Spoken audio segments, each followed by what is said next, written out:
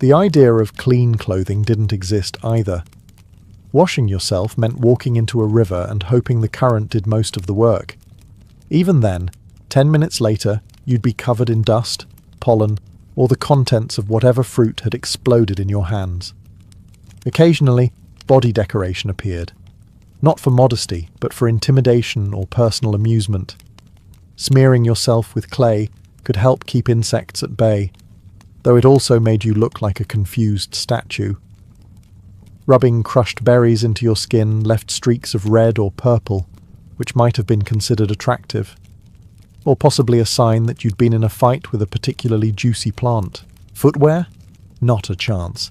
Your feet developed calluses thick enough to rival stone tools, but stepping on a sharp rock could still make even the most hardened hunter hop around like they'd just stepped on a Lego. And yet, despite the lack of fabrics, zippers, or even a vague sense of modesty, no one froze to death en masse or melted in the sun. The prehistoric dress code was simple. Wear what the environment gives you, and hope it doesn't bite back. In the prehistoric world, everyone was on the neighborhood watch, whether they liked it or not. There were no locked doors, no fences, and no "beware of dog" signs.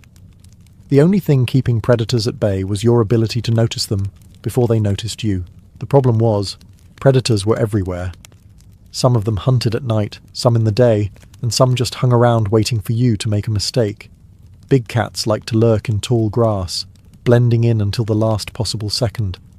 Hyenas travelled in packs, laughing in a way that made you think they already knew how this story would end. And snakes, they didn't need to chase you, they just waited for you to step exactly where you shouldn't. There was no centralised alarm system, unless you counted the collective scream of the group when something lunged out of the bushes.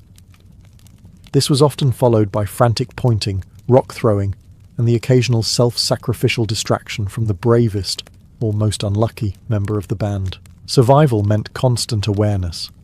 Your eyes were always scanning the trees for shadows that didn't belong, your ears straining for the sound of twigs snapping in the wrong direction. Every rustle could be a breeze, or something considering you as lunch.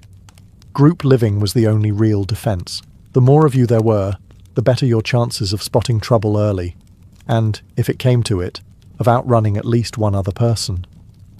Cooperation was key, but so was self-preservation.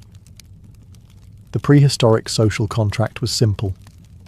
We protect each other, but if a leopard grabs you, that's between you and the leopard. Some groups even developed informal lookout roles,